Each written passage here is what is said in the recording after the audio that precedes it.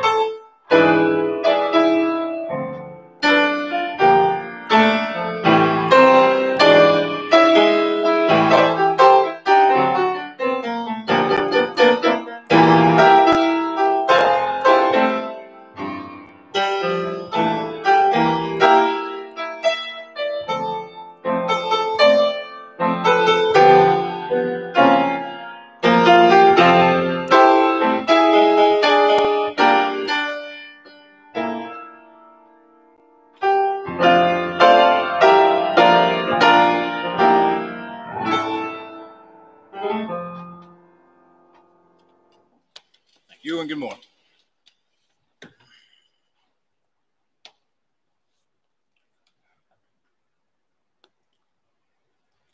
Good morning and welcome as we gather for this morning's worship time.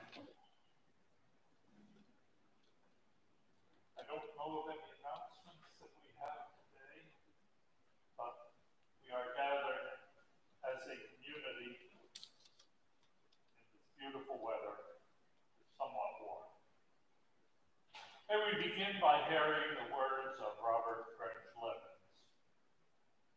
Holy and beautiful, the custom which brings us together to face our ideals, to remember our loved ones in absence, to give thanks, to make confession, to offer forgiveness, to be enlightened and to be strengthened through this quiet hour breathes the worship of the ages, the cathedral music of history.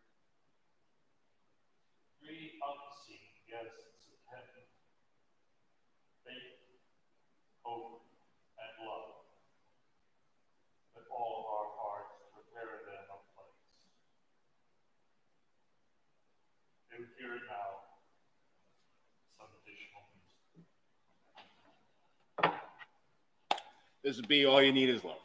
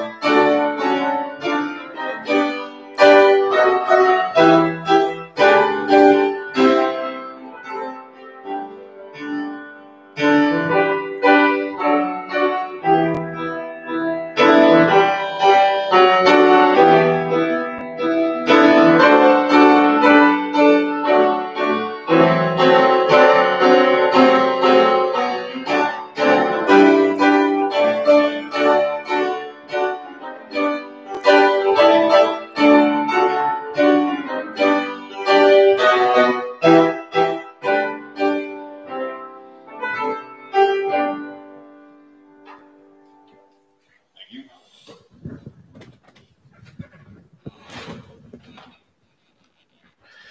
It is our custom as we gather to kindle a flame in our midst, a flame long the symbol of the presence of the holy, a flame long the symbol of wisdom and of knowledge.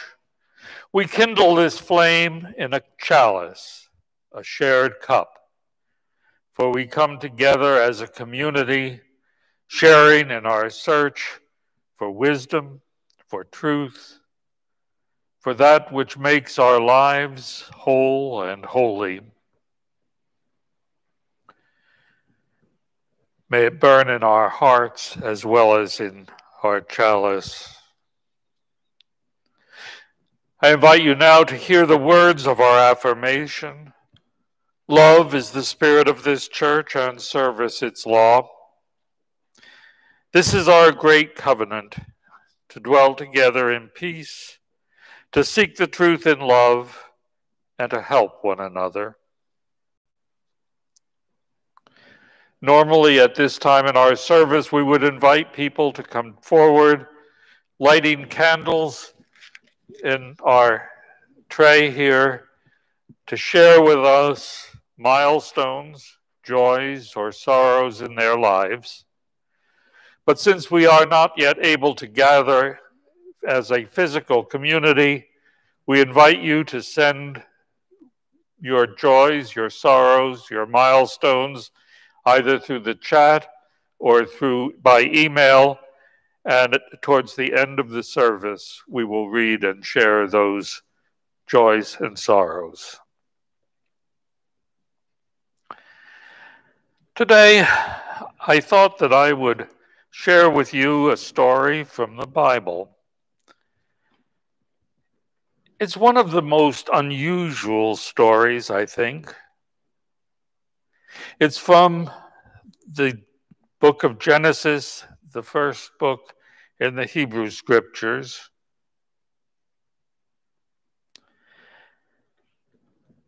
In their old age, Abraham and Sarah gave birth to twins.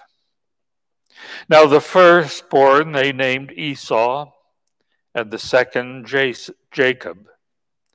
Since Esau was the firstborn, he would be given his father's land and possessions at his father's death.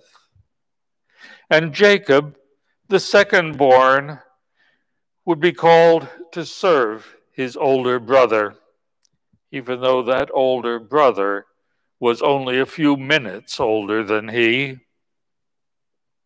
It seems that his mother felt the two twins fighting in her womb. And it seems as though Jacob fought just a little bit less energetically to make himself the firstborn. But once he discovered his lot in life, he decided to leave his family, and he went to the land owned by Laban and sought a job. He fell in love with one of Laban's daughters and was promised her hand in marriage. But when it came time for that promise to be honored, he was told that it was her older sister that he must marry and work another number of years before he could also marry the woman that he loved. He was promised all sorts of rewards for his work, but somehow they never seemed to come to pass. And finally, God spoke to him and told him to return to the land of his family.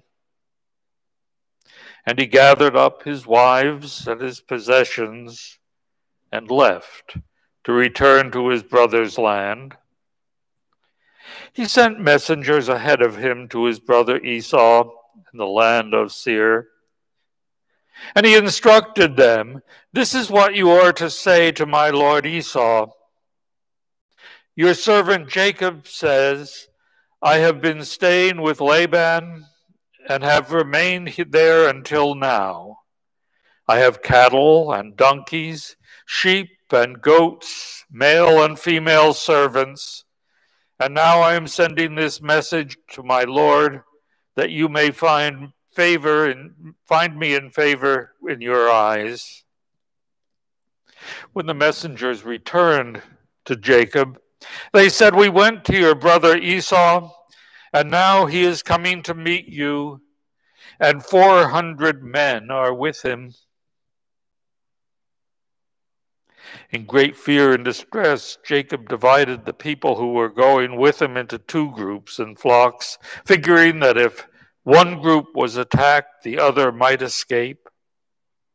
And he prayed to God, O God, my father Abraham's God, my father Isaac, Lord, you said to me, go back to your country and your relatives, and I will make you prosper. I'm unworthy of all your kindness and faithfulness that you have shown me.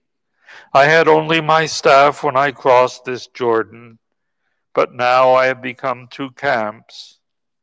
Save me, I pray, from the hand of my brother Esau, for I am afraid he will come and attack me, and also the mothers with their children.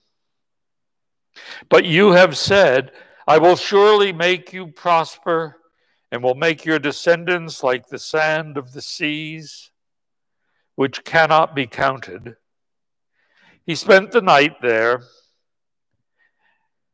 and from what he had with him, he selected a gift for his brother Esau, 200 female goats and 20 male goats, 200 ewes and 20 rams, 30 female camels with their young, 40 cows and 10 bulls, 20 female donkeys and 10 male donkeys.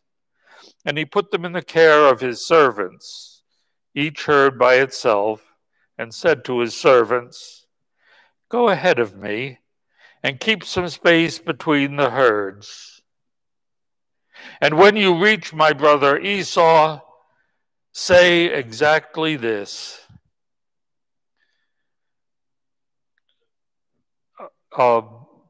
These are a gift to you from your servant Jacob. As he is coming behind us, he instructed us, and the second and third groups also offered the gifts to his brother Esau. For he thought, I will pacify him with these gifts which I am sending on ahead. Later, when I see him, perhaps he will receive me. So Jacob's gifts went on ahead of him, and he himself spent the night at the camp. That night, Jacob got up and took his 2 wives, his 2 female servants, his 11 sons, and crossed the ford of Jabbok on the Jordan. After he had sent them across the stream, he sent over all his possessions. So Jacob was left alone. And as he waited there alone, a man wrestled with him until daybreak.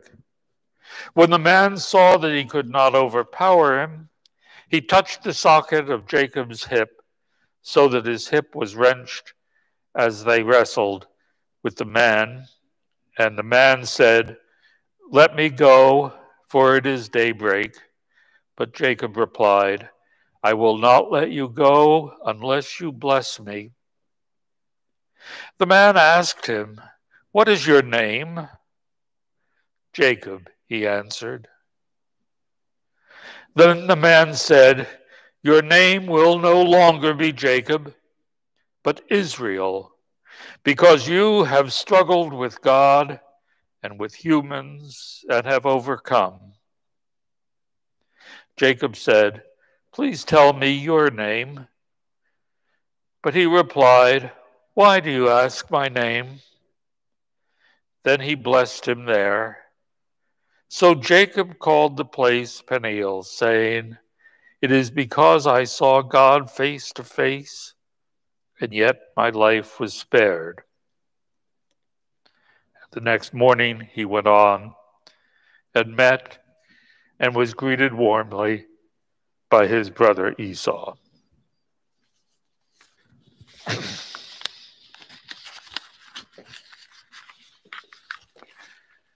This would be a scrap trade.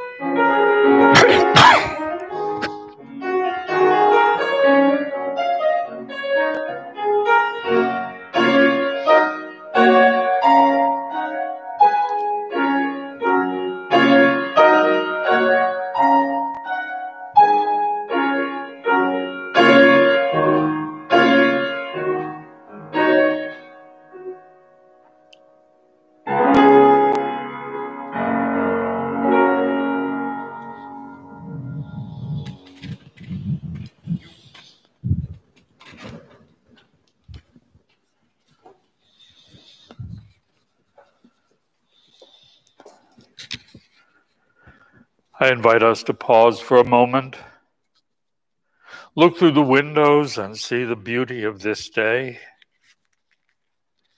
Think of your family, your friends, your neighbors, and the joy that it brings us to have families and friends. Pause for a moment and ponder the preciousness of life. Ponder the joys, the things which fill our spirits, the opportunities to be servants of a better future. Amen.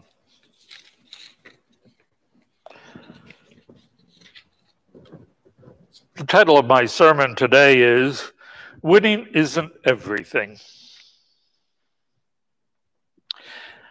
Now, you can't talk about winning without thinking of sports, because that seems the most common place that we talk about winning. And the definition of sport in Webster's Unabridged Dictionary of 1896 is sport, a noun abbreviated from disport, that which diverts and makes mirth, pastime, amusement. That which diverts and makes mirth, a pastime, or an amusement. It hardly fits the definition today. It hardly fits a place where the Patriots spend more than $200 million on player compensation. The obscene salaries of players in all sports. And if a network has the opportunity to air the games of a particular sport or particular team, and it loses that right, it's a major problem. Sport is not that which diverts. Sport is a major industry. Now, I must tell you that I'm an unlikely person to talk about sports in a sermon. Oh, I'm much better than I was. But when I was serving my first congregation in Maine and was planning a sermon on patriotism and wanted to use a reference to the Boston Patriots, I needed to call one of my fellow ministers to ask whether the Patriots played baseball or basketball. Peter laughed for quite a while before calling me a damn fool and telling me it was football. And I'll admit that I am still concerned about the violence that is so much a part of sports, both to the participants in the game and to those in the sidelines, and to the injuries which too often result in either an early death or serious mental injuries to relatively young athletes. There's something wrong with spectator sports. Oh, I do keep track of them. I keep track of the Patriots and the Celtics and the Bruins, but I don't feel that I need to watch every game. And I'll admit that I enjoy a well-played game almost as much, even if the Boston team does not win. And then there's the relationship between sports and the COVID-19 pandemic. As one sport after another was canceled or postponed, I thought that TV sportscasters would have been the first group furloughed. But no, they still have about 1/3 of the news time on television newscasts, much more time than is spent on news about how to avoid the COVID virus and the research for cures or vaccines. We hear about the sneezes and sniffles of every athlete and whether or not they are willing to play if the sport reopens.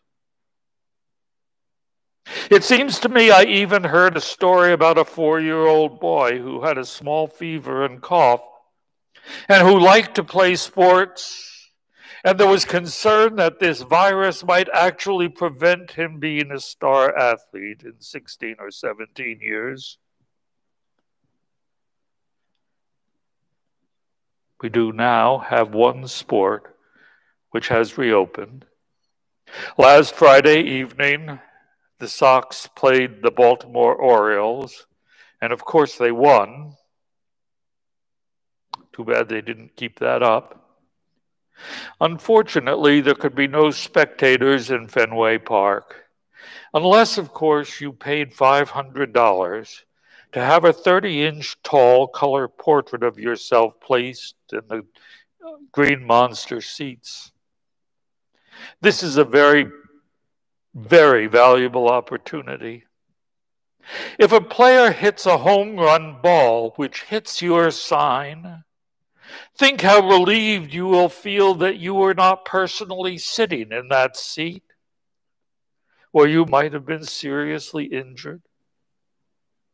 In addition, you will receive the ball signed by the player who hit it and a number of other valuable prizes.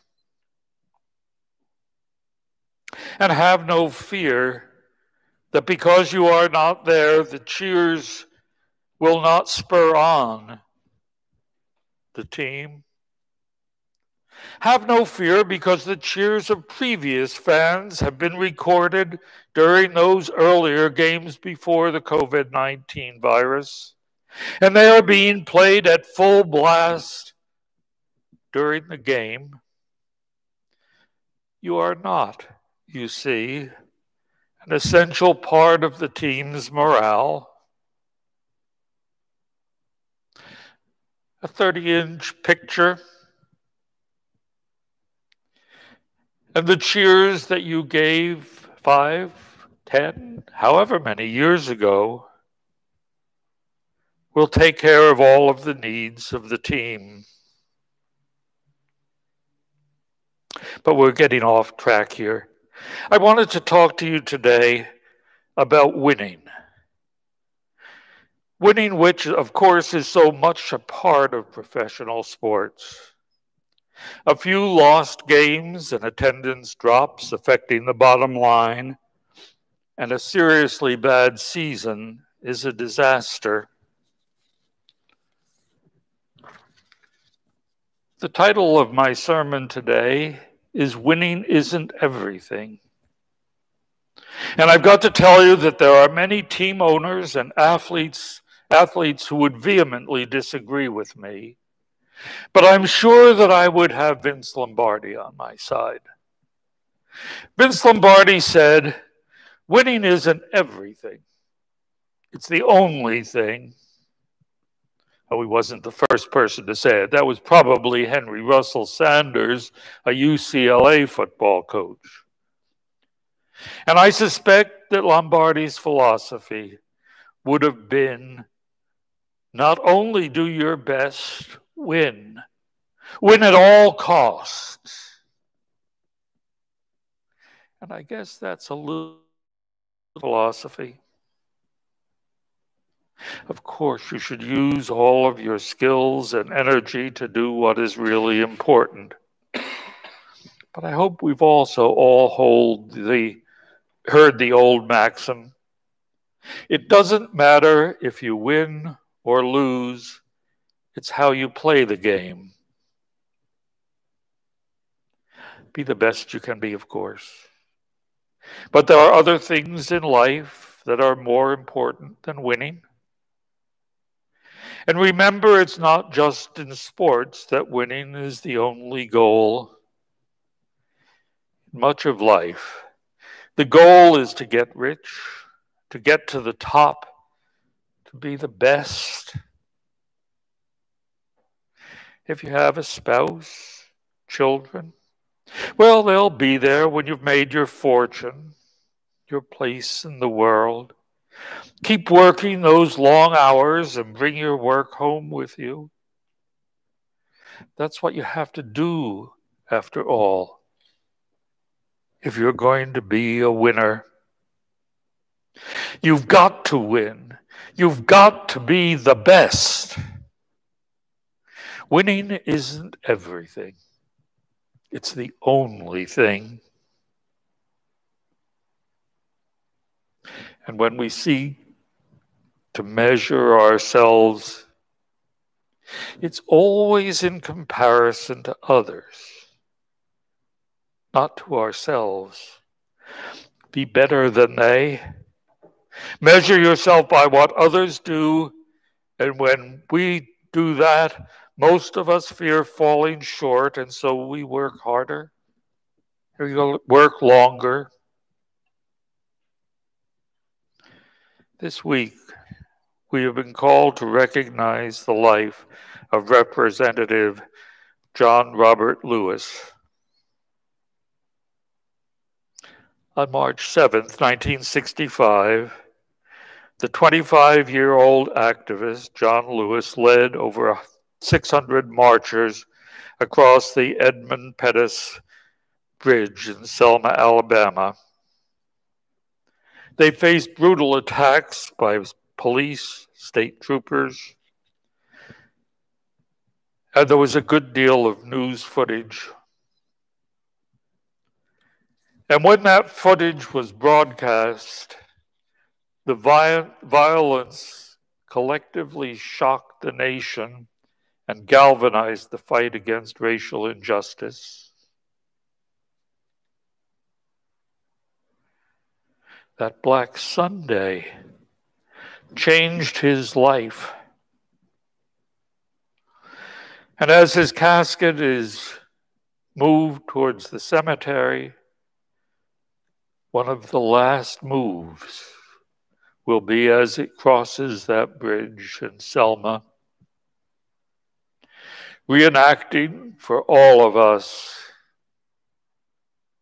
that bloody Sunday when he, as well as so many others, walked across that bridge.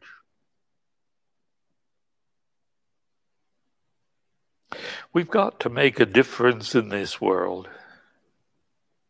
We've got to look at ourselves and the possibilities that are available to us.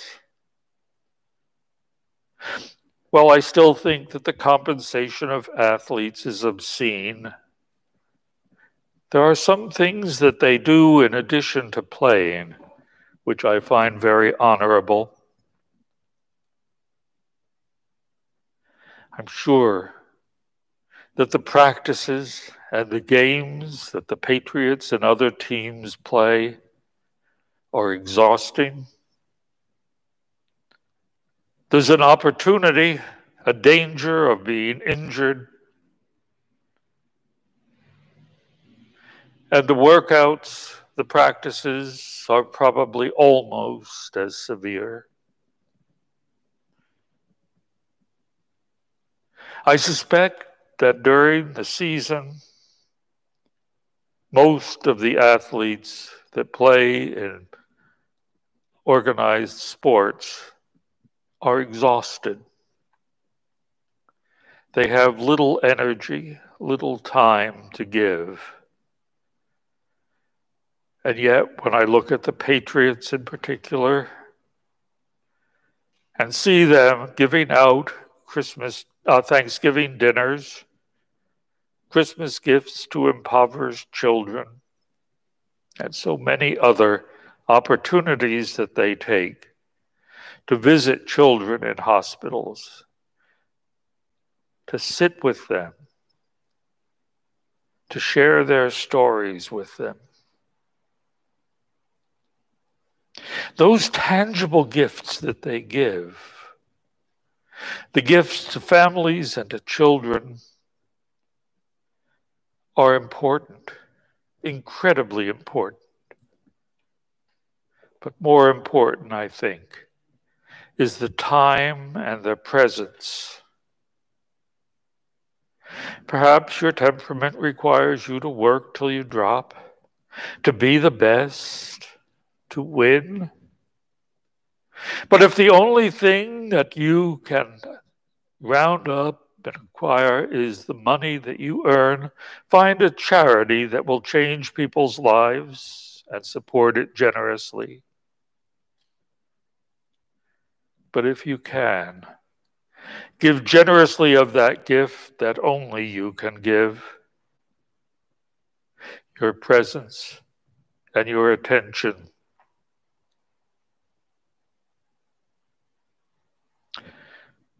Winning is not everything. Winning is not the only thing. Living a life which changes this world is far more important than any financial rewards, far more important than any status gained. Live your life in a way which changes the lives of others. And perhaps you too will be recognized as the conscience of your organization. Thank you.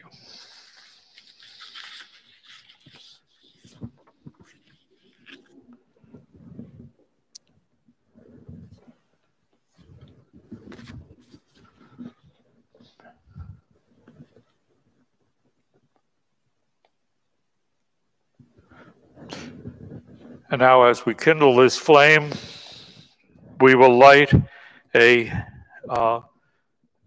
candle of joy and concern for those which have been shared with us this morning. From the Bouchards, a happy 14th birthday to Celia.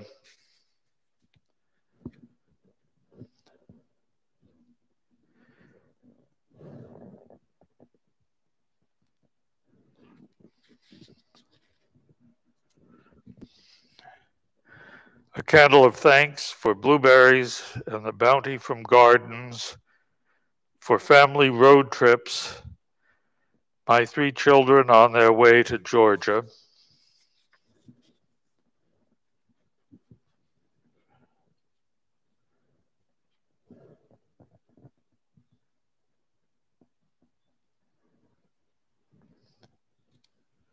A candle of condolence to Paula Magliotti after the death of her sister.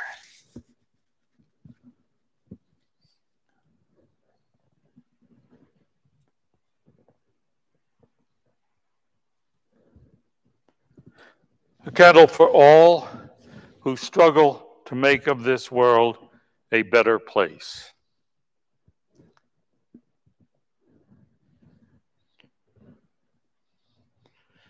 And now, as we extinguish the flame that we kindled at our gathering, may it burn on in our hearts. May it burn brightly. May it shine into all the corners of darkness. May it inspire us to do a little good mischief. May it inspire us to be our best selves.